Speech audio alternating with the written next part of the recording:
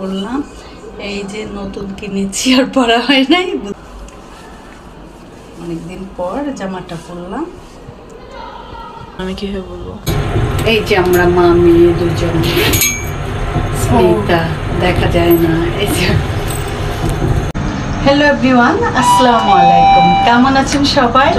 আলহামদুলিল্লাহ, আল্লাহর অসীম রহমতে আমরা খুবই ভালো আছি। তো আজকে স্পন্দনের বার্থডে উপলক্ষে স্পন্দনের বাবা আমাদেরকে ট্রিট দিচ্ছে, তাই আমরা যাচ্ছি, দেখি কোথায় ট্রিট দিচ্ছে।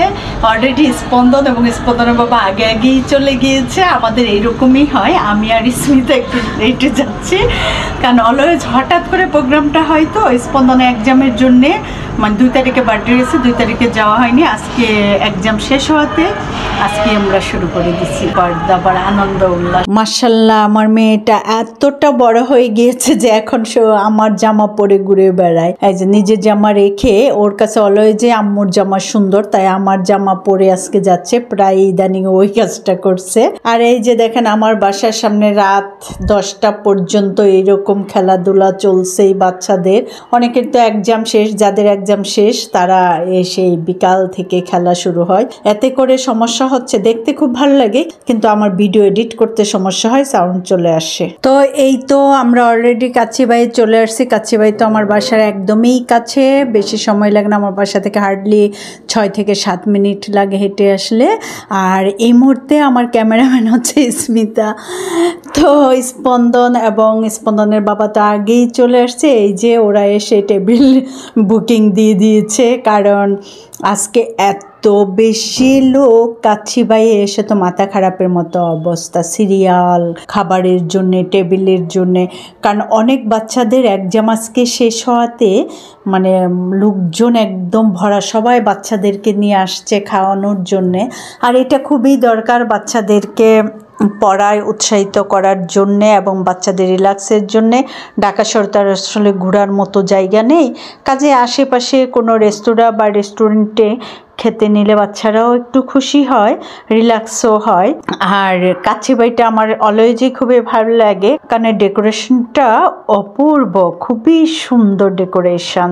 আর এমনিতেই আমার বাসার আশেপাশে যেমন Indian spicy, prince kitchen, Kacchi Bhai, on fire, এরকম কয়েকটি রয়েছে, খুবই কমন। হুট করেই দেখা যায় যে চলে আসে। আর আমাদের প্রোগ্রামগুলো হুট করেই হয়, কারণ স্পন্দনের আব্বু খুবই বিজি থাকে। হুট করে প্রোগ্রাম করে হুট করে আমরা চলে আসি, কাজে আশেপাশে আমাদেরকে বেশি যেতে হয়। আর যেহেতু সিরিয়াল ধরে খাবার নিতে হচ্ছে, কাজে স্পন্দনের আব্বু এসেই খাবারের অর্ডারটা দিয়ে দেওয়ায় আমরা আসার সঙ্গে সঙ্গেই খাবারটা পেয়ে গেছি। কিন্তু দুর্ভাগ্যবশত বুড়ানি পেয়েছি ঠিকই, কিন্তু আমরা ফিন্নি ভাগে পাইনি, কারণ ফিন্নি শর্ট পড়ে গিয়েছে, যার ফলে আর পিন্নিটা বাচ্চাদেরকে খাওয়াতে পারিনি। তো কাচ্চিবাইয়ের কাচ্চি তো অলওয়েজই খুবই টেস্ট। আর এই জন্যে আমরা তো প্রায়ই কাচ্চিবাই আসি, যখনই আসি তখনই প্রচুর ভিড় থাকে। প্রত্যেকবার সিরিয়াল ধরে খাবারটা নিতে হয়। যাই হোক, খুব তাড়াতাড়ি করে আমরা খাওয়া শেষ করলাম। আসলে আমাদের বুফে যাওয়ার কথা ছিল ক্যাফেরিওতে, কিন্তু আব্বা অসুস্থ, আর আব্বা আমার বাসায়, আব্বার কাছে বসার কেউ নেই। এই যে আসার সময় লক করে আসছে, তাই আমরা খুবই তাড়াহুড়া করে খাবারটা খেয়ে চলে যাচ্ছি। আর বাফেটে গেলে তো 3 ঘন্টা, এই জন্য আমরা আজকে বাতিল করলাম। যাই হোক, এখান থেকে বের হয়ে আরও আমাদের অনেকগুলি কাজ আছে, সেগুলি শেষ করব। ফার্স্টে আমরা চলে আসলাম স্পোর্টস ওয়ার্ল্ড ফেয়ারে। এখান থেকে স্পন্দন র্যাকেট কিনবে, ও প্রতি বছর একটি করে র্যাকেট কিনে, সেটা 1 বছরই শেষ।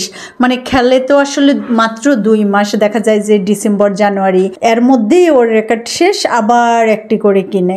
এইরকমই গত বছরও একটি কিনে নিছে, এখন আবার আরেকটি কিনবে। গত বছর এটা ভেঙ্গেই ফেলছে, তাই স্মিতা বারবার খেপাচ্ছে যে তুই র্যাকেট ভেঙ্গে খাস, না হয় প্রতি বছর কেন তোকে কিনতে হয়। স্মিতাটা ঠিকই রয়েছে, ওরটা শেষ। গত বছরও 1200 টাকা দিয়ে নিয়েছে, এবারও 1200 টাকাটাই দিয়েছি, কারণ দামিটা দিয়ে কোনো লাভ নেই, ওর কাছে আসলে কোনো কিছুই টিকে না। তো আমরা এখান থেকে বের হয়ে চলে আসলাম ফার্মেসিতে।